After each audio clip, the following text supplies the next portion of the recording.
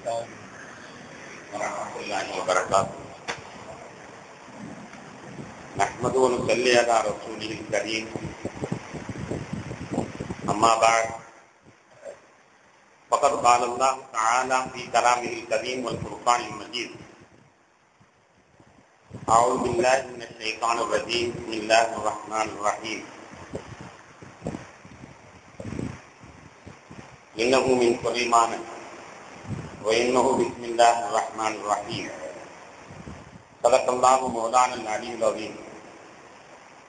اللهم صل على سيدنا محمد شمس الأنبياء وبدر المرسلين وكتب الأولياء وافتخار المتقين تاج الأمة شفيع المذنبين شفيعي يوم القيامة يا الله يا ربي.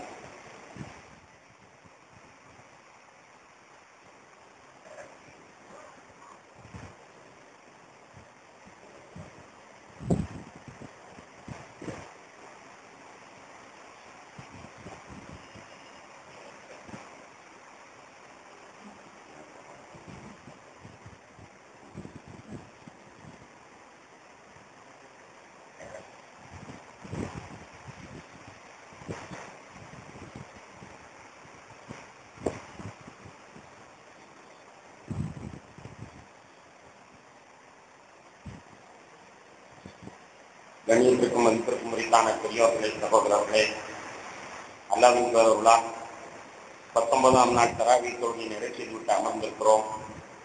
சிறப்பான இந்த நாட்களில் அல்லாஹ் தஆலா தன்னுடைய அடியார்களுக்கு வழங்குகின்ற அனைத்து நற்பாக்கியங்களையும் நம் அனைவருக்கும் தந்தரவு புரிவானாக. புனிதமான இரவுகளில் நரக விடுதலை வழங்குகிற ரப்பல் ஆலமீன் நமக்கும் அப்படிப்பட்ட ஒரு பாக்கியத்தை தந்தரவு புரிவானாக. கணியத்திற்குரியவர்களே, ரசூல் நாயகம் ஸல்லல்லாஹு அலைஹி வஸல்லம் அவர்களுடைய வரலாற்று தொடரிலே அவர்கள் அன்றைய வல்லரசுகளுக்கு எழுதிய சவால் என்ற தலைப்பில் சில செய்திகளை நாம் பரிமாறிக்கொள்ள இருக்கின்றோம்.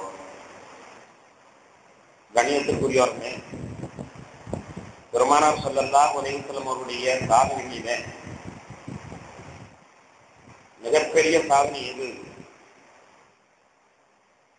என்றால், அவர்கள் சாதாரண ஒரு குறு நில மன்னராக இருந்தும், ஒரு சிறிய மதீனா என்ற சிற்றூருக்கு அரசராக இருந்தும், வல்லரசுகளுக்கெல்லாம் இஸ்லாமிய அழைப்பு தபால் எழுதிய துணிச்சல், அது கண்மணி நாயகம் ஸல்லல்லாஹு அலைஹி வஸல்லம் வரலாற்றிலே மிகப்பெரிய சாதனையாகும். மதீனா ஒரு சின்ன ஊர். எந்த அளவுக்கு உள்ளது என்றால், நாம் சொன்னோம், ஹுதைபியா என்ற உடன்படிக்கையிலே 1600 பேர்கள் தான் பெரிய மனிதர்கள் என்று சொல்லப்படக்கூடிய நிலையில் இருந்திருக்கிறார்கள். அப்படியானால் அந்த ஊரிலே எவ்வளவு ஜனத்தொகை இருக்கும் என்பதை நீங்கள் எண்ணி பார்த்துக் கொள்ள வேண்டும். அதுவும் குறிப்பாக அன்றைய மதீனாவை பற்றி சொல்வதாக இருந்தால், என்ற மஸ்ஜித் நபவியை எடுத்துக் கொள்ளலாம். இப்பொழுது மஸ்ஜித் நபவி எந்த அளவிற்கு விரிவாக்கம் செய்யப்பட்டிருக்கிறதோ அதுதான் அன்றைய மதீனா. மஸ்ஜித் நபவி பள்ளிவாசல் எந்த அளவிற்கு இப்பொழுது விரிவாக்கம் செய்யப்பட்டிருக்கிறதோ இதுதான் அன்றைய மதீனா. அப்படிப்பட்ட ஒரு சின்ன ஊருக்கு அதிபதியாக இருந்த நபிகள் நாயகம் ஸல்லல்லாஹு அலைஹி வஸல்லம் அவர்கள் அன்றைய காலத்தில் வல்லரசுகளாக இருந்த ரோமானிய பேரரசு, பாரசீக பேரரசு, இவர்களுக்கெல்லாம் அழைப்பு தபால் மிகவும் கண்ணியமாகவும் அதே நேரத்தில் ஆழமாகவும் அனுப்பிய இந்த தபால் அவர்களுடைய மிகப்பெரிய துணிச்சலை காட்டுகிறது. துணிச்சல் என்றால் அவர்களுக்கு அல்லாஹ் மீது இருக்கின்ற நம்பிக்கை. நாம் அல்லாஹ்வுடைய தூதர், நாம் எதற்கு பயப்பட வேண்டும், நாம் அல்லாஹ்வுடைய தூதர், நாம் எதற்கு பயப்பட வேண்டும் என்ற அந்த ஈமானிலே இருக்கின்ற உரம், அந்த தில்லுதான் அருமை நாயகம் ஸல்லல்லாஹு அலைஹி வஸல்லம் அவர்களை அப்படி சவால் எழுத வைத்திருக்கிறது.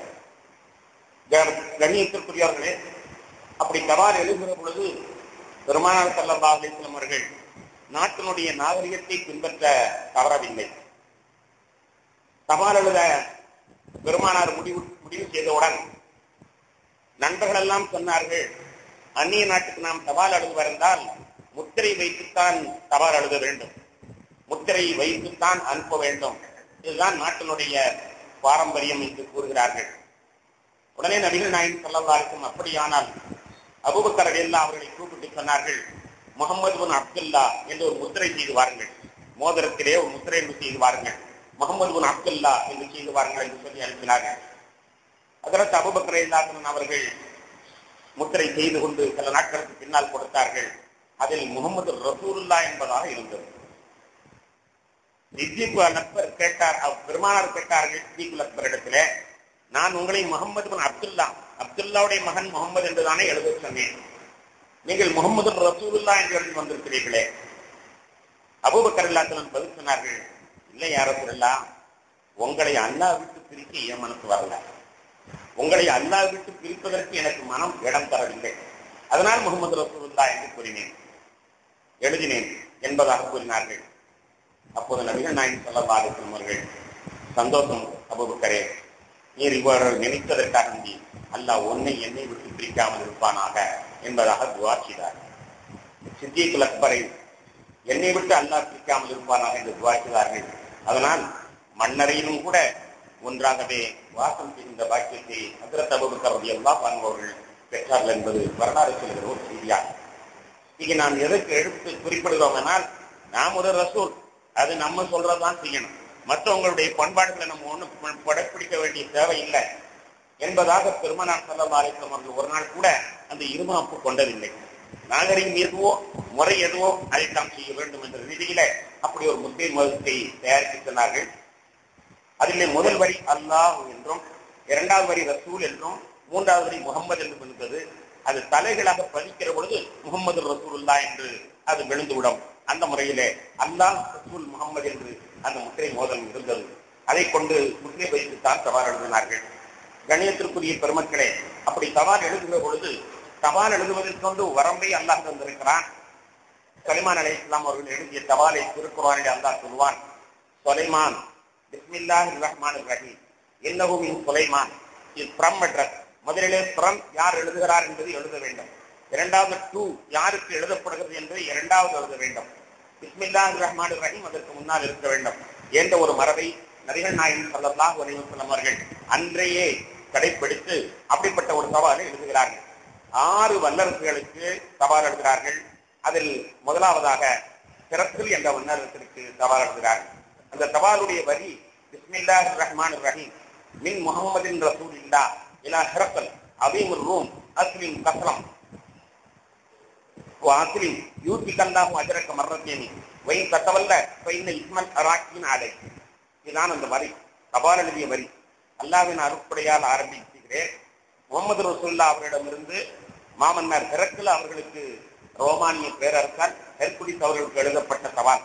அஸ்லிம் கஸ்லம், இஸ்லாத்திற்கு வந்துவிடுங்கள், நிச்சயமாக நீங்கள் சார்ந்து பெறுவீர்கள்.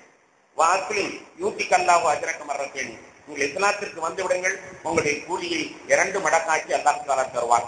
வயின் தக்கவல்ல, நீங்கள் இஸ்லாத்திற்கு வரவில்லையானால் உங்கள் நாட்டு பிரஜைகள் அத்தனை பேருடைய பாவமும் உம்முடைய தலையிலே என்று ரசூலுல்லாஹி ஸல்லல்லாஹு அலைஹி வஸல்லம் அவர்கள் மிக ஆழமான வரிகளாக எழுதியிருந்தார்கள். இதிலே முதலில் நாம் பிஸ்மில்லாஹிர் ரஹ்மானிர் ரஹீம் என்பதை பற்றி கொஞ்சம் சிந்திக்க வேண்டும். பிஸ்மில்லாஹிர் ரஹ்மானிர் ரஹீம். கணியத்திற்குரிய பெருமக்களே, தபால்களிலே எழுத வேண்டிய அவசியம். எழுதுவது மட்டுமல்லாமல் அப்படி ஒரு தபால் நம்மிடத்தில் வருமானால் அந்த பிஸ்மில்லாஹிர் ரஹ்மானிர் ரஹீம் என்பதை பாதுகாக்க வேண்டியதும் நம்முடைய கடமையாகும். அல்லாஹ் ஒரு வசனத்தை சொல்வார், வமை யுஅவ்வின் ஷாயிரல்லாஹி ஃபஇன்னஹா மின் தக்வல் குலூப். அல்லாஹ்வுடைய சின்னத்தை பாதுகாத்தால் அது இறையச்சத்தினுடைய அடையாளம் என்று சொல்வார். அல்லாஹ்வுடைய சின்னம் என்று இருக்கிறதோ அதை நாம் கண்ணியப்படுத்த வேண்டும். வமை யுஅவ்வின் ஷாயிரல்லாஹி, அல்லாஹ்வுடைய சின்னங்களை அவர்கள் கண்ணியப்படுத்துகிறார்களோ ஃபஇன்னஹா மின் தக்வல் குலூப், அது இறையச்சத்தினுடைய அடையாளமாகும் என்பதாக அல்லாஹ் கூறுவார். எனவே அல்லாஹ்வுடைய சின்னங்களை நாம் பாதுகாக்க வேண்டும். அதில் உள்ளதுதான் பிஸ்மில்லாஹிர் ரஹ்மானிர் ரஹீம் என்று ஒரு தபால் எழுதப்படுமானால் அந்த தபாலை நாம் பத்திரமாக அந்த வரியை பிஸ்மில்லாஹ்விற்காக வேண்டி பிஸ்மில்லாவை நாம் பாதுகாத்து வைக்க வேண்டும். இந்த நேரத்திலே நம்ம வருத்தத்தோடு நினைத்து பார்க்கக்கூடிய ஒரு செய்தி என்ன தெரியுமா? நம்மிலே விளம்பர யுகத்தில் வாழ்ந்து கொண்டிருக்கிறோம். விளம்பர யுகத்தில் வாழக்கூடிய நாம் விளம்பரத்திற்காக வேண்டி அல்லாஹ் ரசூலுடைய பெயர்களையும் குர்ஆனுடைய வசனங்களையும் ஆயத்துல் குர்சி போன்றவைகளையும் நாம் பயன்படுத்துகிறோம்.